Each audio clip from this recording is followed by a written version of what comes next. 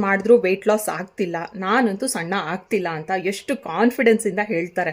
But ಯಾಕೆ ಅಂತ ಈ ಒಂದು ಪುಟಾಣಿ ಸ್ಟೋರಿಯಿಂದ ನಿಮಗೆ ಅರ್ಥ ಮಾಡಿಸ್ತೀನಿ. ನೋಡಿ, ಇಬ್ಬರು ಫ್ರೆಂಡ್ಸ್ ಇದ್ರು ಆ್ಯಂಡ್ ಇಬ್ಬರು ಕೂಡ ಭಾಳನೇ ದಪ್ಪ ಇದ್ರು. ಸೊ ಡಿಸೈಡ್ ಮಾಡಿದ್ರು ನಾವು ಸಣ್ಣ ಆಗಬೇಕಂದ್ರೆ ಏನೇನು ಮಾಡಬೇಕು. ಓಕೆ, ಒಂದು ಡಯಟಿಷಿಯನ್ ಅಂದರೆ ಒಬ್ಬರು ನ್ಯೂಟ್ರಿಷನಿಸ್ಟ್ ಹತ್ರ ಹೋಗಿ ಏನೇನು ಡಯಟ್ ಫಾಲೋ ಮಾಡಬೇಕು ಅಂತ ತಿಳ್ಕೊಂಡ್ರು.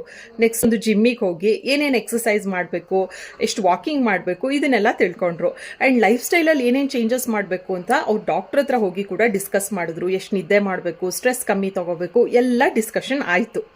ಸೊ ಇಬ್ಬರ ವೆಯ್ಟ್ ಲಾಸ್ ಜರ್ನಿ ಕೂಡ ಸ್ಟಾರ್ಟ್ ಆಯಿತು. 8 ತಿಂಗಳ ನಂತರ ಇಬ್ಬರು ಫ್ರೆಂಡ್ಸಲ್ಲಿ ಒಬ್ಳು ಚೆನ್ನಾಗಿ ವೆಯ್ಟ್ ಲಾಸ್ ಆಗಿದ್ಲು, ಫಿಟ್ ಆಗಿದ್ಲು. ಇನ್ನೊಬ್ಳು ಹಾಗೆ ಇದ್ಲು, ಏನೂ ಚೇಂಜಸ್ ಆಗಿಲ್ಲ. ಅದು ಹೇಗೆ ಅಂತ ನೀವು ಯೋಚನೆ ಮಾಡ್ತಾ ಇದ್ರೆ, ಅದರಲ್ಲಿ ಒಬ್ಳು ಒಕೇಶ್ನಲ್ ಆಗಿ diet, exercise, walking, running and stress management, sleep ಎಲ್ಲದನ್ನೂ ಒಕೇಶ್ನಲ್ ಆಗಿ ಸರಿಯಾಗಿ ಮಾಡ್ತಿದ್ಲು. ಇನ್ನೊಬ್ರು ಕನ್ಸಿಸ್ಟೆಂಟ್ ಆಗಿ ಮಾಡ್ತಾ ಇದ್ಲು. ಸೊ ಕನ್ಸಿಸ್ಟೆಂಟ್ ಆಗಿ ಮಾಡಿದವಳಿಗೆ ರಿಸಲ್ಟ್ಸ್ ಕಾಣಿಸ್ತು. ಸೊ ಏನಿದ್ರ ಅರ್ಥ ಅಂದರೆ ಕನ್ಸಿಸ್ಟೆನ್ಸಿ ಇಸ್ ದ ಕೀ. ನಿಮ್ಮ ಫಿಸಿಕಲ್ ಫಿಟ್ನೆಸ್ ಇರಲಿ, ಮೆಂಟಲ್ ಹೆಲ್ತ್ ಇರಲಿ, ಸ್ಕಿನ್ ಕೇರ್ ಇರಲಿ, ನಿಮ್ಮ ಪ್ರೊಫೆಷ್ನಲ್ ಗ್ರೋತ್ ಇರಲಿ, ಲೈಫ್ನಲ್ಲಿ ಯಾವುದೇ ವಿಚಾರನ ನೀವು ಅಚೀವ್ ಮಾಡಬೇಕು ಅಂದರೆ ಕನ್ಸಿಸ್ಟೆನ್ಸಿ ತುಂಬ ಮುಖ್ಯ.